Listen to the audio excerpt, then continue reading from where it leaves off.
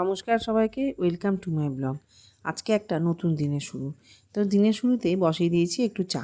সকালটা চা দিয়ে শুরু হয়, তো একটু আদা চা করছি, একটু আদা থেতো করে তার মধ্যে একটু চা দিয়ে চা। তো তার সাথে হচ্ছে দুটো ডাইজেস্টিভ বিস্কুট, এই দিয়ে আমার দিনের শুরু। চা খাওয়া হয়ে গেলে জলখাবারের জন্য বসিয়ে দিলাম একটু সবজি ভাজতে। আসলে একটু করব ম্যাগি।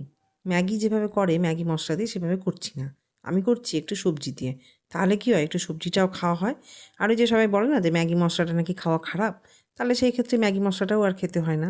সবজি দিয়ে ম্যাগিটা খেতেও খুব ভালো লাগে। এটা রূপসা খুব ভালোবাসে খেতে। তাই জন্য ওকে মাঝে মাঝে ম্যাগিটা আমি এইভাবেই করে দিই। ম্যাগিটা নিয়ে তারপর সেদ্ধ করে, ম্যাগিটা সেদ্ধ হয়ে গেলে সবজি ভাজা হয়ে গেলে এর সঙ্গে মিশিয়ে দিলাম, ব্যাস হয়ে গেল। এটা কিন্তু খেতে যথেষ্ট টেস্টি হয়। তো এর মধ্যে ম্যাগি মশলাটা দেওয়ার আর দরকার পড়ে না। তো এইভাবে করে নিলাম। এটা হয়ে গেলো সকালে জলখাবার। জলখাবার খাওয়া হয়ে গেলে রেডি হলাম ব্যাংকে যাওয়ার উদ্দেশ্যে। আমরা বৃষ্টির মধ্যে এই যে ছাতা মাথায় দিয়ে এই যে ছাতা নিয়েছি, ছাতা নিয়ে যাচ্ছি ব্যাংকের উদ্দেশ্যে, রওনা দিয়েছি। ব্যাংকে যাব, গিয়ে ইচ্ছে আছে বর্দি বাড়ি যাব, জানি না হবে কি না, দেখা যাক। তাহলে চলো সবাই থাকো আজকে আমার সঙ্গে, দেখো কী করছি। এসবিআইতে আমার একটা বহু পুরনো অ্যাকাউন্ট আছে, যেটা ওরা ব্লক করে দিয়েছে। তো তার জন্য আমাকে কিছু ডকুমেন্টস জমা দিতে হবে। তো সেই সবই জেরক্স করার জন্য এই জেরক্সের দোকানে চলে এসেছি। তো এই জেরক্সটা নিয়ে এবার যাব আমি ব্যাংকে। এসবিআইয়ের সামনে পুরনো বটগাছটা বৃষ্টিতে ভিজে খুব সুন্দর লাগছিল দেখতে, তাই ওরও একটু ভিডিও করে নিলাম। যাই হোক, এবার ছাতা বন্ধ করে ঢুকছি ব্যাংকের ভেতর। ব্যাংকের ভিতরে কিন্তু আর কোনো ভিডিও করা যাবে না, আমি গিয়ে দেখা করবো ম্যানেজারের সাথে। এসবিআইতে আমার কাজটা হতে বেশ একটু সময় লেগে গেল। তারপর বেরিয়ে যে যার পথে, ও যাবে দোকানে আর আমি যাব বর্দির বাড়ি। তা আমি বর্দির বাড়ি চলে এসেছি। এই বর্দির বাড়িতে এবার আমি ঢুকে পড়েছি। ঢুকে এই হলো বর্দির বাড়ি, বহু পুরনো। এই বাড়িটা প্রায় 100 বছরের উপরে বয়স। বাড়িটা কিন্তু খুবই সুন্দর, আমার খুব ভালো লাগে। বর্দি বাড়িতে ঢুকেই গেলাম দিদিভাইয়ের সঙ্গে দেখা করতে। দিদিভাই সম্পর্কে যত বলবো ততই যেন কম বলা হবে। দিদিভাই হলো সম্পর্কে আমার বর্দির যা।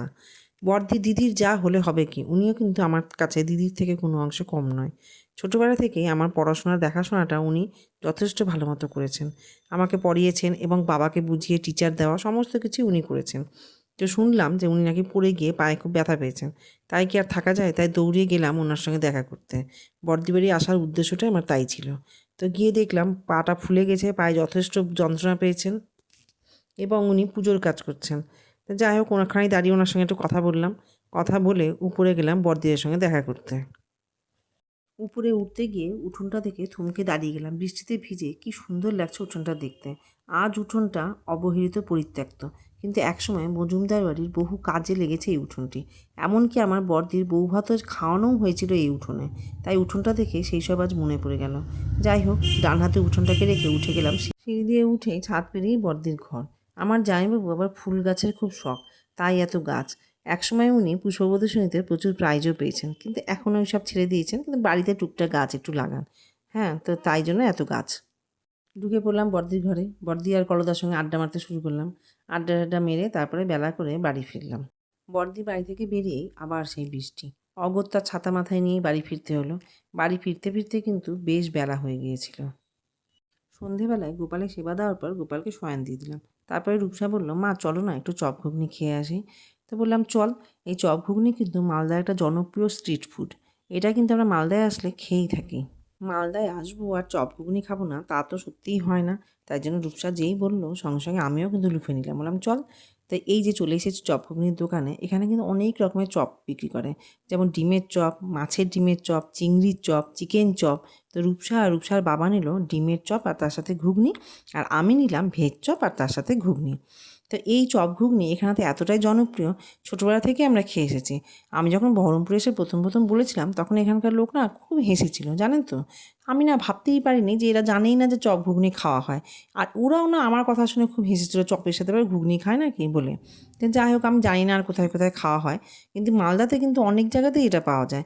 আমরা এসেছি নেতাজি মোড়ে একটা দোকানে, কিন্তু এটা চিত্তরঞ্জন মার্কেটের সামনেও অনেক দোকানে পাওয়া যায়। আমাদের বাড়ি থেকে যেহেতু নেতাজি মোড়টা কাছে হয়, তাই সেখানেই এসেছি। তো এই ভাই কিন্তু আবার দারুণ করে তৈরি করে দেয়, নানা রকম চাট মশলা, নানা রকম চাটনি দিয়ে একদম চটপটা করে তৈরি করে দেয়, বেশ ভালোও লাগে খেতে।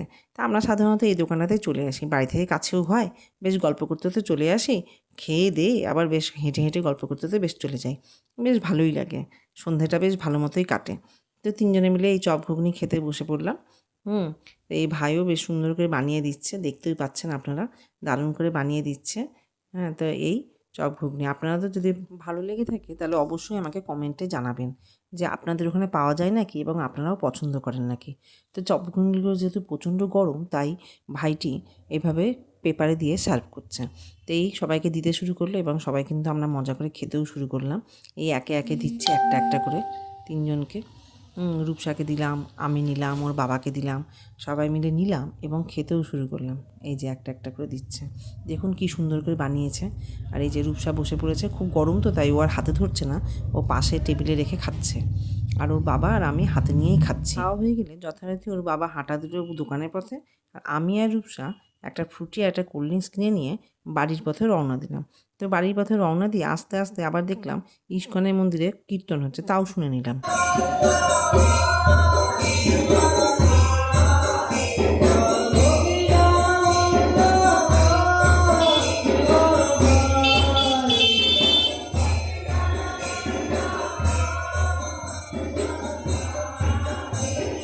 কীর্তন শুনে নিয়ে আমরা আবার রওনা দিলাম বাড়ির পথে। তো আমার ব্লগটি যদি আপনাদের ভালো লেগে থাকে তাহলে অবশ্যই একটা লাইক দিয়ে যাবেন এবং যদি চ্যানেল সাবস্ক্রাইব না করে থাকেন তাহলে অবশ্যই সাবস্ক্রাইব করে নিন। বাই।